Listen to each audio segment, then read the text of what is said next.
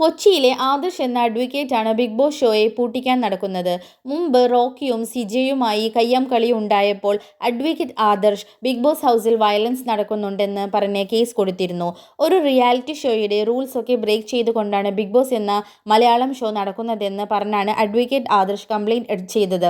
ഹൈക്കോർട്ടിലാണ് അദ്ദേഹം case file ചെയ്തത്. ഹൈക്കോർട്ടിന്റെ തീരുമാനം വളരെ പെട്ടെന്നായിരുന്നു. ബിഗ് ബോസ് ഷോ എന്തെങ്കിലും തരത്തിൽ റൂൾസ് ബ്രേക്ക് ചെയ്തിട്ടുണ്ടോ എന്ന് പരിശോധിക്കാനായി ഉത്തരവിട്ടു.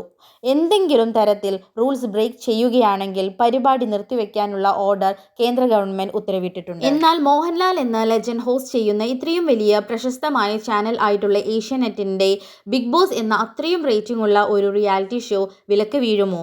ബിഗ് ബോസ് എന്നത് ഒരു റിയാലിറ്റി ഷോ ആണ്. ഒരു big amount of fan base ഉള്ള ഒരു ഷോയാണ്. അതേപോലെ തന്നെ ഹേറ്റേഴ്സും ഈ ഷോയ്ക്കുണ്ട്.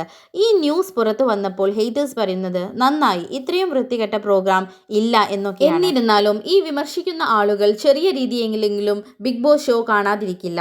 അഡ്വക്കേറ്റ് അഭിഷേക് 2 രീതിയിലുള്ള കേസാണ് ബിഗ് ബോസിനെതിരെ ഫയൽ ചെയ്തിരിക്കുന്നത്.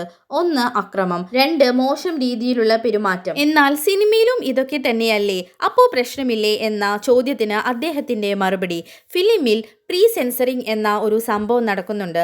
അതുകൊണ്ട് തന്നെ സെൻസറിങ്ങിന് ശേഷമേ ഫിലിം റിലീസ് ചെയ്യുകയുള്ളൂ. എന്നാൽ റിയാലിറ്റി ഷോയിൽ അങ്ങനെയല്ല, ഒരു സെൻസറിങ്ങും നടക്കുന്നില്ല. അവർ അത് അങ്ങനെ ടെലികാസ്റ്റ് ചെയ്യുകയാണ് എന്ന്. ആണോ? അങ്ങനെയാണോ? എന്നാൽ അതിനോട് യോജിക്കാൻ എനിക്ക് ഇത്തിരി ബുദ്ധിമുട്ടുണ്ട്. ഒരു രീതിയിലുള്ള സെൻസറിങ്ങും ഇല്ലാതെ അത് എന്ത് റിയാലിറ്റി ഷോയും ആയിക്കോട്ടെ അങ്ങനെ ടെലികാസ്റ്റ് ചെയ്യുമോ? എന്താണോ പ്രേക്ഷകർ കാണണമെന്ന് ബിഗ് ബോസ് വിചാരിക്കുന്നത് അത് മാത്രം തന്നെയാണ് ടെലികാസ്റ്റ് ചെയ്യുന്നത്.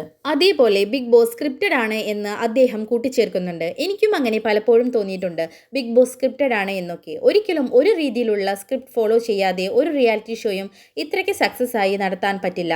ഞാൻ പറഞ്ഞത് ഫുൾ സ്ക്രിപ്റ്റഡ് ആണ് എന്നല്ല, പ്രേക്ഷകരെ എൻ്റർടൈൻ ചെയ്യിക്കാൻ രീതിയിലുള്ള സ്ക്രിപ്റ്റിംഗ് ഒക്കെ ഇതിൽ നടക്കുന്നുണ്ടാകും എന്ന് തന്നെയാണ് എനിക്ക് തോന്നുന്നത്. ആദർശ് എന്ന അഡ്വക്കേറ്റിന്റെ ഇടപെടൽ കാരണം ഷോ നിർത്തിവെക്കാൻ കോടതി ഉത്തരവിട്ടാൽ അത് ഏഷ്യാനെറ്റ് എന്ന ചാനലിനെയും മോഹൻലാൽ എന്ന നടനെയും നല്ല മോശമായ രീതിയിൽ ബാധിക്കാൻ സാധ്യതയുണ്ട്. എന്നിരുന്നാൽ കൂടി മലയാളം ബിഗ് ബോസ് സീസൺ 6 തന്നെയാണ് ഏറ്റവും കൂടുതൽ റേറ്റിംഗ് കൂടിയ സീസൺ. അതുകൊണ്ട് തന്നെ ഈ ഷോ മുന്നോട്ട് കൊണ്ടുപോകുവാൻ ഏഷ്യാനെറ്റും സ്പോൺസർ ആയിട്ടുള്ള എൻ്റെ മോൾ ഷൈനും മാക്സിമം ശ്രമിക്കുമായിരിക്കും. എന്നിരുന്നാലും കണ്ടറിയാം. For more videos share and subscribe my channel.